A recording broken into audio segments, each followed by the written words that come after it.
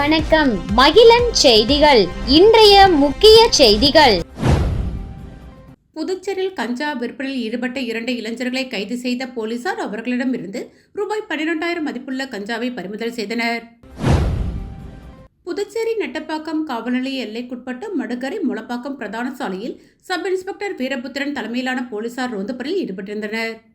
அப்போது சந்தேகப்படும்படி நின்றிருந்த 2 இளைஞர்களை போலீசார் பிடித்து விசாரணை செய்தபோது அவர்கள் முன்னுக்கு பின் முரணாக பதிலளித்ததால் சந்தேகமடைந்த போலீசார் அவர்களை சோதனை செய்தபோது கஞ்சா மறைத்து வைத்திருந்தது தெரியவந்தது. இதனையடுத்து அவர்களை காவல் நிலையம் அழைத்துச் சென்று விசாரணை நடத்தியதில் மடுகரை முத்து நகரை சேர்ந்த ஹேமநாத் வயது 18, தமிழக பகுதியான சிறுவந்தாடு காந்தி நகரை சேர்ந்த ஜெயசீலன் வயது 18 என்பதும் இளைஞர்கள் மற்றும் கல்லூரி மாணவர்களுக்கு கஞ்சா விற்பனை செய்தது தெரியவந்தது. இருவர் மீதும் வழக்கு பதிவு செய்து கைது செய்த போலீசார் அவர்களிடமிருந்து ரூபாய் 12,000 மதிப்புள்ள கஞ்சாவை பறிமுதல் செய்தனர். பின்னர் இருவரையும் நீதிமன்றத்தில் ஆஜர்படுத்தி சிறையில் அடைத்தனர். திருப்பட்டினத்தில் உள்ள புகழ்பெற்ற ஸ்ரீ ஜடாயுபுரீஸ்வரர் ஆலய மாசிமக பிரம்மோற்சவ விழாவின் முக்கிய நிகழ்ச்சியான தியாகராஜர் உன்மத்த நடன நிகழ்ச்சி வெகு விமர்சையாக நடைபெற்றது. இதில் ஏராளமான பக்தர்கள் கலந்து கொண்டு சுவாமி தரிசனம் செய்தனர். புதுச்சேரி மாநிலம் காரைக்கால் அடுத்த திருப்பட்டினத்தில் உள்ள பிரசித்தி பெற்ற ஜடாயுபுரீஸ்வரர் சுவாமி தேவஸ்தானம் மாசிமக பிரம்மோற்சவ பெருவிழா கடந்த 22ஆம் தேதி கொடியேற்றத்துடன் துவங்கியது.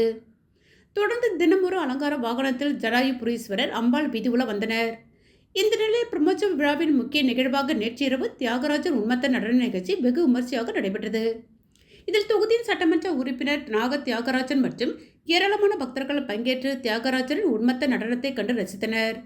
மேலும் 28ஆம் தேதி திருவடைச்சான் சப்பரமும், 2ஆம் தேதி தேர் திருவிழாவும், அன்று இரவு ஜடாயு ராவண யுத்தமும், அதனைத் தொடர்ந்து விழாவில் முக்கிய நிகழ்ச்சியாக வரும் 4ஆம் தேதி தெப்பத் திருவிழா வெகு விமர்சையாக நடைபெறவுள்ளது. தமிழக முதல்வர் ஸ்டாலின் பிறந்தநாளை முன்னிட்டு மங்கலம் தொகுதி சிவராந்தகம் பகுதியில் எஸ் ரங்கன் ஏற்பாட்டில் நலத்திட்ட உதவிகள் வழங்கும் நிகழ்ச்சி எதிர்க்கட்சித் தலைவர் சிவா எம்எல்ஏ தொடங்கி வைத்தார். புதுச்சேரி மாநில திராவிட முன்னேற்றக் கழகத்தின் மாநில அமைப்பாளர் சிவா எம்எல்ஏ தலைமையில் மங்கலம் தொகுதியில் திராவிட முன்னேற்றக் கழகத்தில் புதியதாய் இணைந்துள்ள எஸ் ரங்கன் மற்றும் சத்யா ஆகியோர்களை அறிமுகப்படுத்திய திராவிட முன்னேற்றக் கழகத்தின் தலைவர் மு.க. ஸ்டாலின் பிறந்தநாளை முன்னிட்டு பொதுமக்களுக்கு பரிசு பொருட்கள் வழங்கும் நிகழ்ச்சியை தொடங்கி வைத்தார். முன்னதாக எதிர்க்கட்சித் தலைவர் சிவா கட்சி கொடி ஏற்றியதை தொடர்ந்து நிர்வாகிகள் அறிமுகம் செய்து பொதுமக்களுக்கு நலத்திட்ட உதவிகளை வழங்கி தொடங்கி வைத்தார். இந்த நிகழ்ச்சியில் மாநில நிர்வாகிகள் முன்னாள் எம்எல்ஏ மூர்த்தி, மாநில பொதுக்குழு உறுப்பினர் அமுதா குமார், மாநில ஊடகப்பிரிவு அமைப்பாளர் புஷ்பலதா, ஊசுடு தொகுதி செயலாளர் பாண்டியன் உட்பட பலர் கலந்து கொண்டனர்.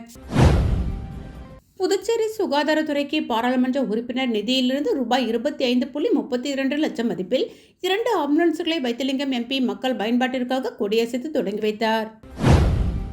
புதுச்சேரி கிராமப்புறத்தில் உள்ள ஆரம்ப சுகாதார நிலையங்களுக்கு சிகிச்சை பெற வரும் நோயாளிகளில் மேல் சிகிச்சைக்காக தேவைப்படுபவர்களை உடனடியாக புதுச்சேரி நகரத்தில் உள்ள இந்திரா காந்தி அரசு பொது மருத்துவமனை, கதிர்காமம் அரசு மருத்துவக் கல்லூரி, ஜிப்மர் ஆகிய மருத்துவமனைகளுக்கு அழைத்துச் செல்ல 2 ஆம்புலன்ஸ் வாங்கி தரும்படி புதுச்சேரி சுகாதாரத்துறை பாராளுமன்ற புதுச்சேரி மக்களவை உறுப்பினர் வைத்திலிங்கம் அவர்களிடம் கோரிக்கை வைத்தது. அதனை ஏற்று பாராளுமன்ற உறுப்பினர் வைத்திலிங்கம் தனது தொகுதி மேம்பாட்டு நிதியிலிருந்து 2 ஆம்புலன்ஸ் வாகனங்களை வாங்கித்தர ரூபாய் 25.32 லட்சம் நிதி ஒதுக்கியிருந்தார். அதில் வாங்கப்பட்ட 2 ஆம்புலன்ஸ் வாகனங்கள் சுகாதாரத்துறையிடம் ஒப்படைக்கும் நிகழ்ச்சி இன்று நடைபெற்றது. சுகாதாரத்துறை இயக்குநர் அலுவலகத்தில் நடைபெற்ற இந்நிகழ்ச்சியில் பாராளுமன்ற உறுப்பினர் வைத்திலிங்கம் கலந்து கொண்டு ஆம்புலன்ஸ் வாகனங்களை ஒப்படைத்தார். இந்த நிகழ்ச்சியில் புதுச்சேரி சட்டமன்ற காங்கிரஸ் கட்சித் தலைவர் வைத்தியநாதன், முன்னாள் துணை சபாநாயகர் டிபிஆர் செல்வம், சுகாதாரத்துறை இயக்குநர் செவ்வேல் மற்றும் துணை இயக்குநர்கள் உள்ளிட்ட உயர் அதிகாரிகள் கலந்து கொண்டனர். காரைக்காலில் காவிரி நீரை முழுமையாக பயன்படுத்த ரூபாய் 500 கோடியில் புதிய திட்டம் உருவாக்கப்பட்டு உள்ளதாக கவர்னர் கைலாஷ்நாதன் தெரிவித்துள்ளார். புதுச்சேரி அரசு வேளாண் மற்றும் விவசாயிகள் துறை சார்பில் விவசாய கூலி தொழிலாளர்கள் மற்றும் விவசாயிகளுக்கு பல்வேறு நலத்திட்டங்கள் வழங்கும் விழா நடைபெற்றது. நலத்திட்ட உதவிகளை வழங்கிய துணைநிலை ஆளுநர் கைலாஷ்நாதன் பேசியதாவது: காரைக்காலில் 7 டிஎம்சி காவிரி நீர் நமக்கு வருகிறது. அந்த நீரை நாம் சரியாக உபயோகப்படுத்துவதே கிடையாது. காவிரி நீரை முழுமையாக எப்படி உபயோகப்படுத்துவது என காரைக்கால் விவசாயிகளுக்கு மட்டும் ரூபாய் 500 கோடிக்கான பெரிய திட்டத்தை தீட்டிக் கொண்டிருக்கிறோம். இதனால் தண்ணீர் வீணாவதை தடுத்து சேமிக்க முடியும், நிலத்தடி நீர் அதிகரிக்கும் என்றார். இந்நிகழ்ச்சியில் முதல்வர் ரங்கசாமி, சட்டப்பேரவைத் தலைவர் செல்வம், அமைச்சர் தேனி ஜெயக்குமார், வேளாண் துறை செயலர் யாசின் முகமது சௌத்ரி உள்ளிட்டோர் பங்கேற்றனர். தேர்தல் நேரத்தில் மட்டும் வந்து திட்டங்களை அறிவித்துவிட்டு செயல்படுத்தாமல் கிடப்பில் போடுவது வாடிக்கையான ஒன்று என பிரதமர் வருகை குறித்து முன்னாள் முதல்வர் நாராயணசாமி விமர்சனம் செய்துள்ளார். இது தொடர்பாக செய்தியாளர்களிடம் பேசிய அவர், புதுச்சேரிக்கு 5 ஆண்டுகளுக்கு பிறகு பிரதமர் மோடி வருகிறார். கடந்த 2016 காங்கிரஸ் திமுக ஆட்சியில் 50 ஏக்கரில் சேதராப்பட்டில் உடல் உறுப்பு மாற்று அறுவை சிகிச்சை மையம் அமைக்க நடவடிக்கை எடுத்து ரூபாய் 900 கோடி நிதி ஒதுக்கப்பட்டது. ஆனால் என்ஆர் காங்கிரஸ் பாஜக அரசு பொறுப்பேற்ற பிறகு தேவையில்லை என்று ரத்து செய்துவிட்டனர். தற்போது 5 ஆண்டுகளுக்கு பிறகு பிரதமர் அடிக்கல் நாட்ட வருகிறார். அதேபோல் உலக தரம் வாய்ந்த நீச்சல் குளம், ஸ்டேடியத்தில் செயற்கை ஓடுதளம் ஆகியவை எங்கள் ஆட்சியில் செயல்படுத்தி கொண்டு வந்த திட்டங்களை தற்போது பிரதமர் திறந்து வைக்கிறார். இது புதிய திட்டமல்ல, இது எங்களின் சாதனை. பாஜக என்ஆர் காங்கிரஸ் எங்கள் சாதனை என பொய் சொல்லக்கூடாது என்றார். தேர்தல் சமயத்தில் அறிவிப்புகளை பிரதமர் மோடி அறிவித்து கிடப்பில் போடுவது வழக்கம். மாநில அந்தஸ்து, நிதி கமிஷன் சேர்ப்பது உள்ளிட்ட விஷயங்களை பற்றி ஏதும் சொல்லவில்லை என்றும் நாராயணசாமி கூறினார். இந்தியா கூட்டணி வெற்றி முகத்தில் இருக்கிறது. தோல்வி பயத்தில் பாஜக என்ஆர் காங்கிரஸ் உள்ளது. இதனால்தான் பிரதமர், உள்துறை அமைச்சர் புதுச்சேரிக்கு வருகிறார்கள் என நாராயணசாமி தெரிவித்தார். காலாப்பட்டு நவோதயா பள்ளிக்கு இமெயில் மூலம் வெடிகுண்டு மிரட்டல் வந்ததை அடுத்து போலீசார் தீவிர சோதனையில் ஈடுபட்டனர். மத்திய அரசின் கட்டுப்பாட்டில் உள்ள காலாப்பட்டு ஜவஹர் நவோதயா வித்யாலயா பள்ளி இமெயில் ஐடிக்கு நேற்று காலை 9 மணிக்கு வெடிகுண்டு மிரட்டல் செய்தி வந்திருந்தது. இதை கண்டு அதிர்ச்சியடைந்த ஆசிரியர்கள் உடனடியாக காலாப்பட்டு போலீசாருக்கு தகவல் தெரிவித்தனர். இதையடுத்து Muthialpet inspector Dhanaselvam, Kalapet sub inspector Kumar மற்றும் போலீசார் பள்ளிக்கு விரைந்து சென்று சோதனையில் ஈடுபட்டனர். தொடர்ந்து தீயணைப்புத்துறை, வெடிகுண்டு நிபுணர்கள், மோப்பனாய் வரவழைக்கப்பட்டு பள்ளியின் அனைத்து இடங்களிலும் தீவிர சோதனை மேற்கொள்ளப்பட்டது. காலை 10:30 மணி முதல் 1:15 மணி வரை நடந்த சோதனையில் வெடிகுண்டு மிரட்டல் வதந்தி என்பது தெரியவந்தது. சுங்கச்சாவடிகளுக்கு எதிர்ப்பு தெரிவித்து வாகனங்களுடன் முற்றுகை போராட்டத்தில் ஈடுபட முயன்ற CATU தொழிற்சங்கத்தினர் போலீசார் கைது செய்தனர். புதுச்சேரி சுற்றிலும் நெடுஞ்சாலைகளில் டோல்கேட் அமைப்பதை கண்டித்து போக்குவரத்து தொழிலாளர்கள் சங்கம் CATU பல்வேறு போராட்டங்களை நடத்தி வருகிறது.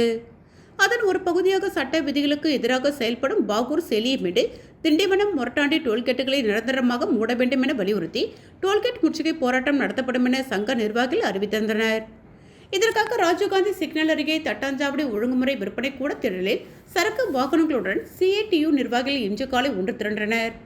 அங்கிருந்து புதுச்சேரி பிரதேச தனியார் போக்குவரத்து தொழிலாளர்கள் சங்க கௌரவ தலைவர் ரவிச்சந்திரன், தலைவர் அந்தோனிதாஸ், செயலாளர் சீனிவாசன், பொதுச் செயலாளர் மதிவாணன், பொருளாளர் சரத்குமார் ஆகியோர் தலைமையில் கிராமப்புற மக்கள் பாதுகாப்பு இயக்க ஜெகநாதன், மார்க்சிஸ்ட் கம்யூனிஸ்ட் மாநில செயலாளர் ராமச்சந்திரன், தமிழர்குளம் அழகர், பொதுநல அமைப்பினர் மற்றும் சரக்கு வாகன ஓட்டுநர்கள், தொழிலாளர்கள் வாகனங்களுடன் ஊர்வலமாக கோரிமேடு நோக்கி புறப்பட தயாராயினர். அப்போது அவர்களை மேற்கொண்டு செல்ல விடாமல் போலீசார் தடுத்து நிறுத்தினர். இதனால் போராட்டக்காரர்களுக்கும் போலீசாருக்கும் இடையில் லேசான தள்ளுமுள்ளு மற்றும் வாக்குவாதம் ஏற்பட்டது. இதனையடுத்து சாலை மறியலில் ஈடுபட முயன்ற 100க்கும் மேற்பட்டோர் கைது செய்யப்பட்டனர். என்ஆர் காங்கிரஸ் பிரமுகரும் காமாட்சி அம்மாள் அறக்கட்டளை நிறுவனருமான ரவிக்குமார் பிறந்தநாளை ஒட்டி மங்கலம் தொகுதிக்குட்பட்ட கோட்டைமேடு பகுதியில் பொதுமக்களுக்கு நலத்திட்ட உதவிகளை வழங்கினார். புதுச்சேரி மாநிலம் மங்கலம் சட்டமன்ற தொகுதியில் காமாட்சி அம்மாள் அறக்கட்டளை நிறுவனர் ரவிக்குமார் பிறந்தநாளை முன்னிட்டு மங்கலம் தொகுதி முழுவதும் பொதுமக்களுக்கு நலத்திட்ட உதவிகளை வழங்கி வருகிறார்.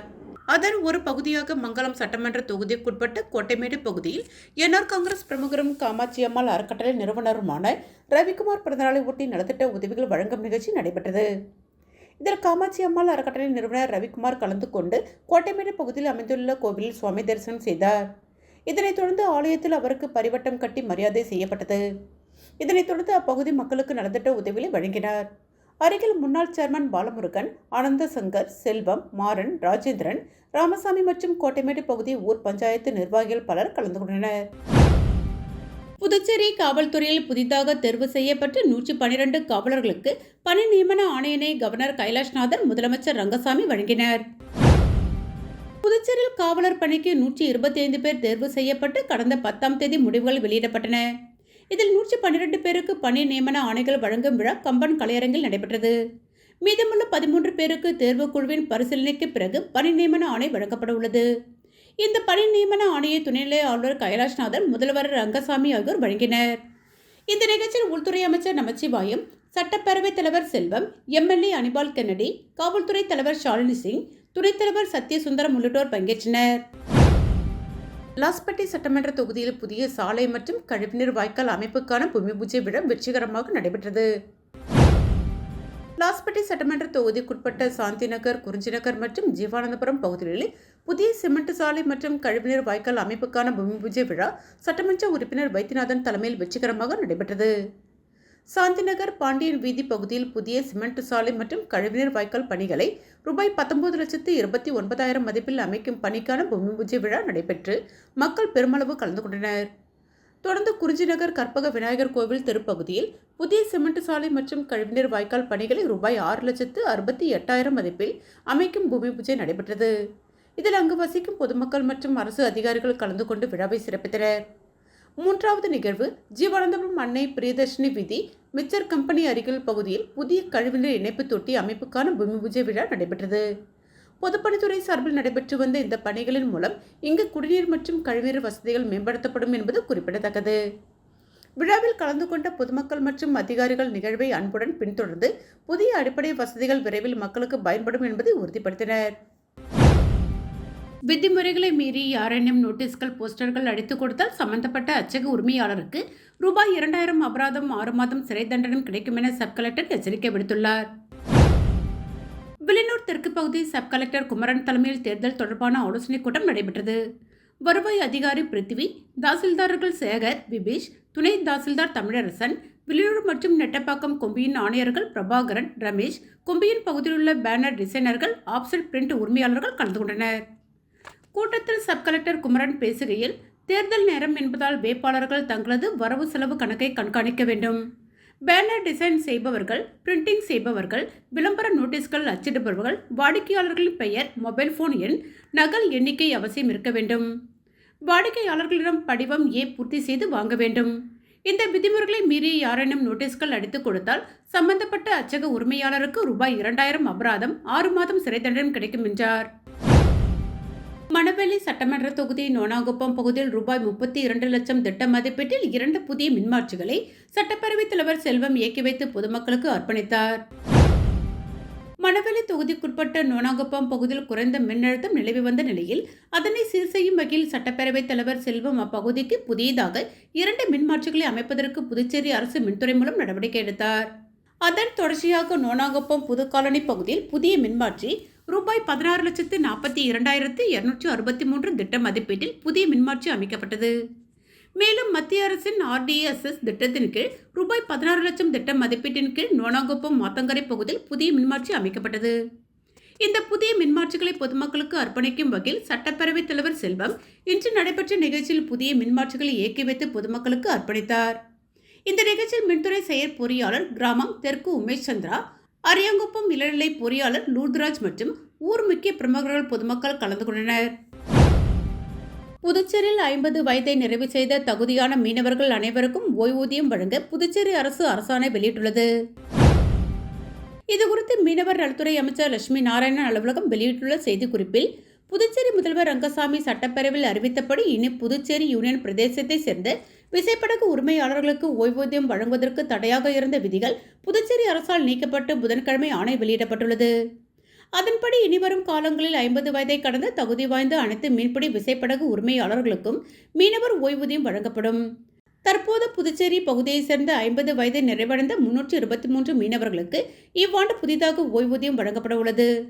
மேலும் முதல்வரால் சட்டப்பேரவையில் அறிவிக்கப்பட்டதை தொடர்ந்து மீன்வளத்துறையின் மூலம் ஓய்வூதியம் பெறும் மீனவர் இறந்துவிட்டால் அவரது வாரிசுதாரருக்கு வழங்கப்பட்டு வந்த ஈமச்சடங்கு உதவித்தொகையான ரூபாய் 15,000 தற்போது ரூபாய் 20,000 உயர்த்தப்படுகிறது. இதற்கான ஆணையம் பிறப்பிக்கப்பட்டுள்ளது.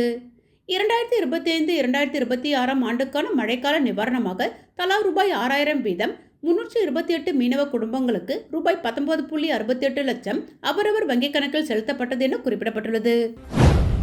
இத்துடன் மகிழன் செய்திகள் நிறைவடைந்தன. நன்றி.